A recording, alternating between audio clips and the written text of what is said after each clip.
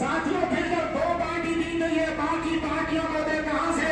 लोकदल हो रहे हैं, कहां से समाजवादी पार्टी होगी, कहां से बहुजन समाज पार्टी होगी। इनके इतिहास को भी जानना पड़ेगा, इनको पैदा होने की क्यों जरूरत पड़ी।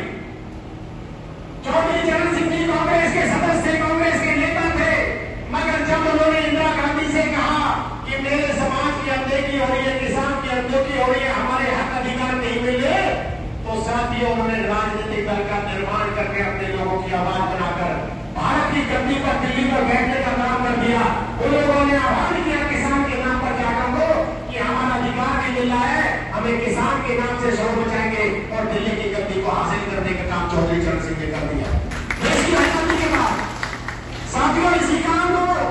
मुलायम सिंह यादव जी जब इन लोगों ने भी आवाज उठाई कि हमारी अनदेखी हो रही है, हमारे समाज की अनदेखी हो रही है, साथियों वहां पर आपकी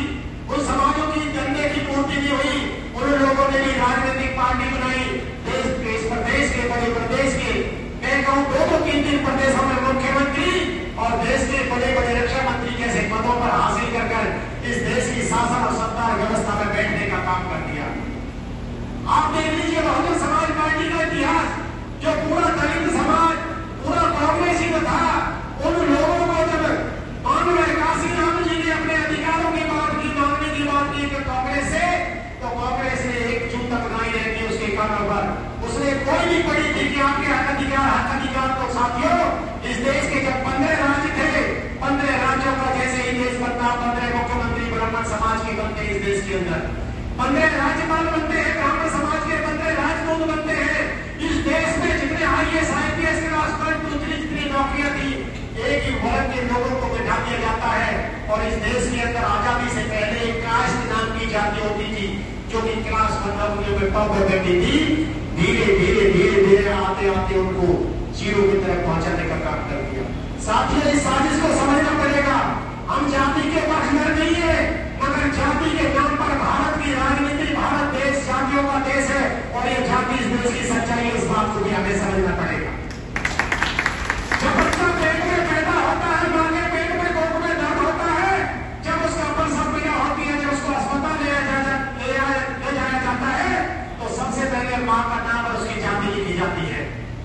इस जाति की देन कौन है? ये व्यवस्था है, ये सरकार इस जाति की देन है। साथ ही इस जाति की अनदेखी करना भी हमारे लिए दुर्भाग्य होगा,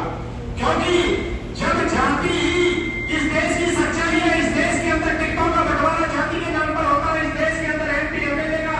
निर्माण जाति के नाम पर होता है, तो क्यों नहीं हम सब मिलकर इस OBC वर्ग के लोग जाति के जिनको हमें बांटा गया है, हम लोगों की जाति का एक रिप्रेजेंटेशन करेंगे। अभी कमांडो साहब ने कहा था जितनी जिसकी संख्या बढ़ेगी उतनी इसकी हिस्सेदारी का